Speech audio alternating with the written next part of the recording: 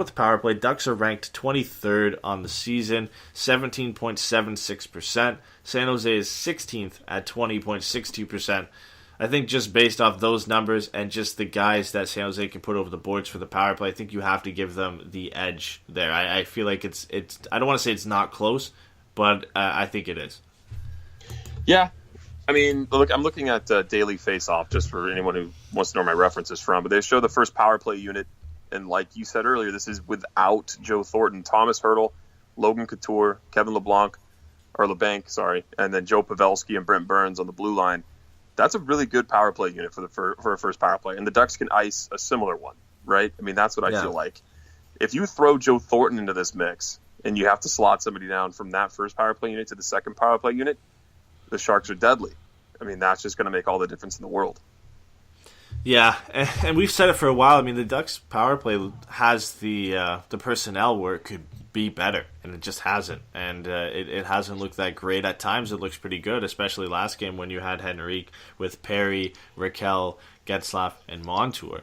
It looked like a better unit. So it'll be interesting to see where they go. But just as things stand right now, you kind of have to give the edge to San Jose. I mean, Brent Burns is going to control the power play from the blue line, and then you've got guys like Pavelski, Vander Kane, Logan Couture, Joe Thornton if he comes back. I mean, it's just deadly what they can put over the boards. The penalty kill is interesting, though, because both teams have good penalty kills. The Ducks are 5th at 83.2%. San Jose's penalty kill is 2nd at 84.8%, so they've been good all season. Again, just based off the numbers, and I haven't watched a lot of the Sharks penalty kill. I haven't watched many Sharks games in general, but I think you have to give them the edge again in penalty kill just based off the fact that they were second best all season. Yeah, and the percentages are close, right between 5th and 2nd. 83.2 for the Ducks, 84.8 for the Sharks. So not a huge margin for the advantage for the Sharks here. So pretty equal. But, I would say that for me, that's a wash. That's too close for me to, one night, a bad bounce on a penalty kill, and then they let up a goal. The Ducks have been really good at stretches, so it's nice to see the penalty kill be at that percentage. But I have a feeling a lot of it has to do with our goaltending. Yeah. I'll have to go back and look at the numbers on how many shots Gibson and Miller have faced on the power play, or rather on the penalty kill, and see how they match up there. But I feel like we'd have to make that a wash. Yeah, and that's the scary thing I think about San Jose's penalty kills. They haven't had that goaltending at times all season, and it's still second best. I mean, they're obviously doing things right in their system to get to that point, and the Ducks have relied a lot on goaltending, so it'll be interesting to see how they match up there. You have to give the edge to San Jose right now in special teams just based off the numbers and the guys they can throw over the boards. Here's an interesting one, and I had put this up, and I had talked about this last year in the playoffs as well.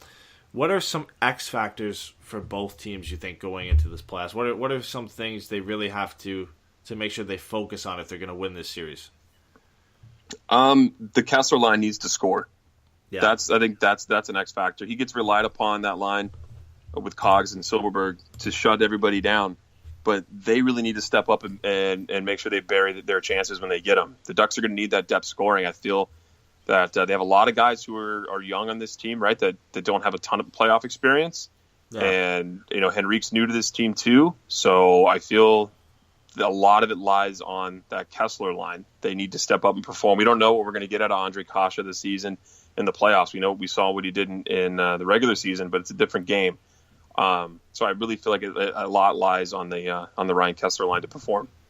Yeah, for me, it definitely is that it's depth scoring as a whole, not just the Kessler line, but also the Henrique, Cash, and Ritchie line can't disappear. They have to show up for this series, and then obviously the top line has to play well. So depth scoring is a big one. Goaltending, again, is huge. John Gibson has to be ready to go, and he has to be healthy and stay strong through the entire series. I mean, he has to be the guy we saw when he went out of the lineup. Otherwise, it's going to be a tough series for Anaheim because goaltending is going to be a big reason they go any distance in these playoffs. So that is the second one for me. The last one is kind of a two-parter, is when will Fowler come back and who's going to replace him in the meantime and how the Ducks are going to handle that. I think that's the big one. I mean, we've already matched up the Ducks and Sharks defense and said it was pretty close. If Fowler was in the lineup, it would definitely be an edge for Anaheim. It's going to be interesting to see their pairings going into this first round because Fowler and Lindholm and Manson are going to be together. looks like Montu and Boschman are going to be together. That third pairing, we really have no idea. I mean, it could be Marcus Pettersson and Andy Welinski, but we don't know. I think that's huge for the Ducks is when does Fowler come back, and in the meantime, who fills that role? It's going to be Bosch. Yeah. Bosch or Bieksa. I mean, Bieksa's close to coming back from what I've heard. So I don't feel that the Ducks really are going to have a chance at Cam Fowler in this first round. Yeah. And it'd be smart not to rush him back. It's going to be a bad series. And yeah, in the second round, there's a chance it's going to be another bad series because you're going to either play the Kings, right? I mean, there's a really good chance the Ducks are playing the Kings after this if they get through this first round. Both teams do. Mm-hmm. So you're talking about bloodbath after bloodbath here. But yeah, Cam Fowler is going to be either Boschman or Bieksa. You're not going to see him this first round. That's a huge X factor. You're right. Going up on bases in the chat, who's going to be the one to slip some HGH in Fowler's oatmeal? He volunteered you. So I mean, if anybody, you're closer, so you can do that if you want. They should just duct tape his shoulder. Just duct tape it in. Just tell him not to use it. He'll be all right. Chase commenting on what we were just talking about there, he says he thinks defense is going to be key if we're going to win this series, and discipline is going to need to be there as well. If the Ducks can't take stupid penalties against the Sharks, obviously we talked about their power play already, and I think that's important. I mean, the Ducks have had discipline issues all year. You kind of shone again in the game against Arizona last night, so they're going to have to be not taking any stupid penalties. I mean, Ritchie is the guy at the forefront there, but that's going to be tough. You can't give the Sharks too many chances on the power play because they'll make you pay. Nick Ritchie, that's the guy, of course, that we got to talk about when you're looking at dumb penalties. He needs to show up in this series. Yeah, I mean, he's got to do something. I know he scored the last playoffs. He's got 2 goals in his last 10 games, 6 shots on goal. So he's got a lot to make up for this season. I really feel like a lot of pressure should be on him. He's the RFA, as we've talked about time and time again. It's time to step up and be an X factor on this team. And he's got to be involved physically, but he's got to walk that line without being an idiot.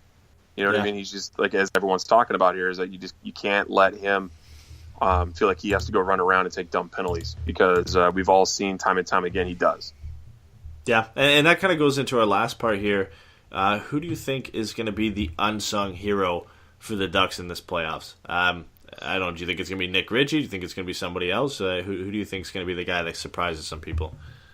So if the Ducks don't have John Gibson in net for the first round, it's Ryan Miller. If they get out of the first round and it's all Ryan Miller, there's your hero right there. Yeah. He's not expected to be this type of goaltender on this team. He's expected to, give Gibby a break, and he's had to come in and save us 6 times this season, and he's performed really well. So I think a lot of it would fall on Ryan Miller. He's my guy if you're going to talk about an unsung hero if he gets pushed to start.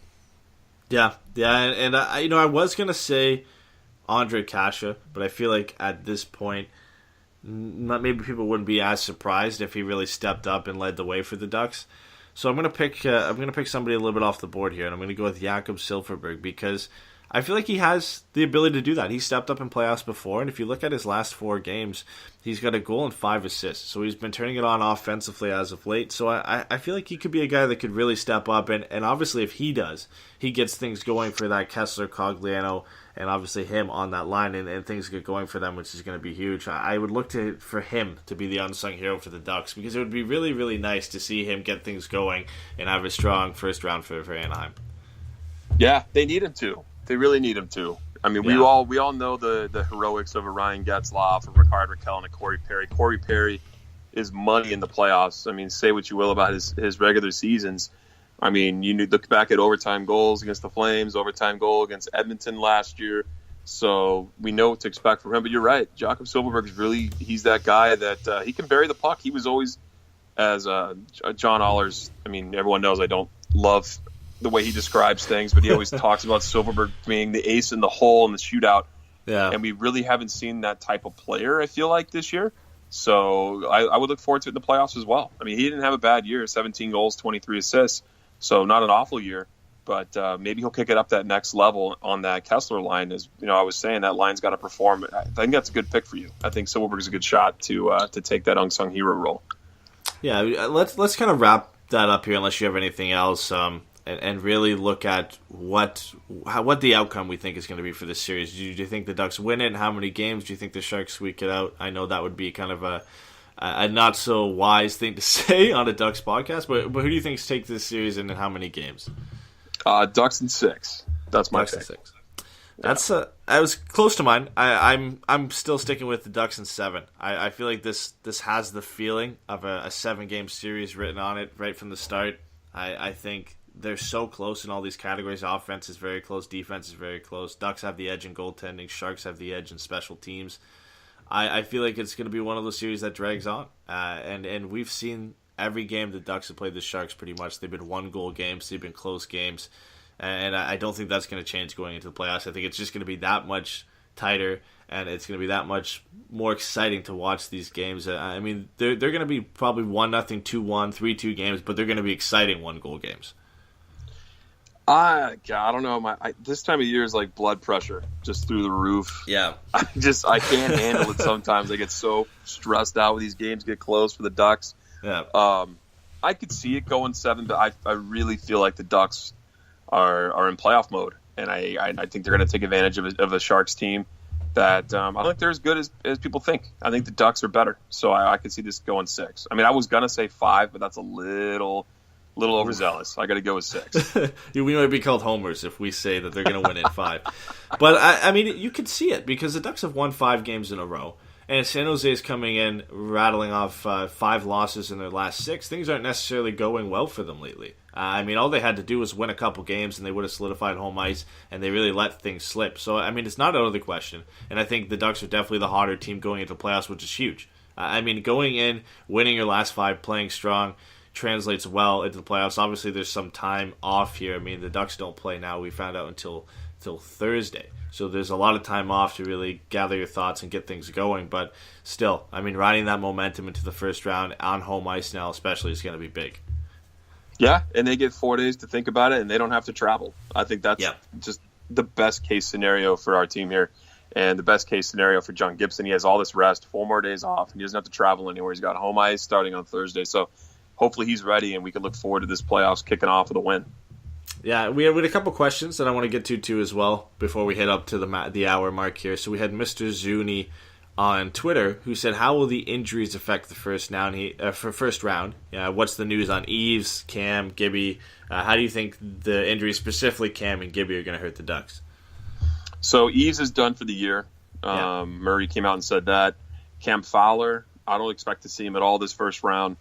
And I do expect John Gibson. I mean, I do expect him to be playing. I mean, I think if he was going to be out, maybe we would have heard something here and there. I know it's very quiet, but I'd expect John Gibson to play. And how these injuries affect the first round, I mean, I know we've talked about it a little bit, but it's hard to hide a bad defenseman when he's got to play big minutes. So that's going to hurt the Ducks. That's a key.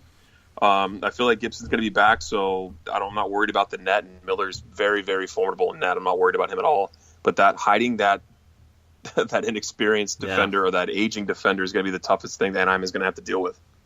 Yeah, I mean, we've got 4 days of rest for John Gibson, so I feel like he's definitely going to be ready to go to start Game 1, unless, of course, something else happens, but I think he'll be ready to go. The big one, again, for me is Cam Fowler, like you said. And, he does get an extra 4 days to recuperate and get healthier, to hopefully come back earlier rather than later, but I don't think we see him in the first round, and if we do, it probably wouldn't be until around Game 5, 6, or 7 until we saw them, and that's if they rushed him back. So, I don't know. That's going to be tough because I think you obviously got the number 1 pairing of Lindholm and Manson, which is good. Boschman and Montour isn't ideal, but you would assume they're going to be going together just because of their experience together throughout the regular season and as of late. The third pairing is the big one, and they're not going to be relied upon too much, but they're going to have to pick up some minutes, and especially when you go to San Jose, they're going to be victimized, and they're going to be trying to get Pavelski, Kane, Couture out against that pairing as often as possible. So it'll be interesting to see who they put on that bottom pairing to shore up the defense. Yeah, it'll be very interesting. I was looking at the calendar here. So Fowler got hurt on April 1st against Colorado. It's literally been 7 days, and they said 2 weeks minimum. So we're looking at after Game 1 and Game 2. So the earliest that, if you're going off what they said the injury was 2 to 6 weeks. Yeah. I feel like it's what you were saying, 4 to 6, which hopefully it isn't. But we're looking at maybe he comes back for Game 3 if he gets some HGH in his oatmeal, as Gordon Bombay said. That's on you. That's on you. It's your task now. Jude Duty, you got to head over there and get things going because we need him for Games 3 and 4.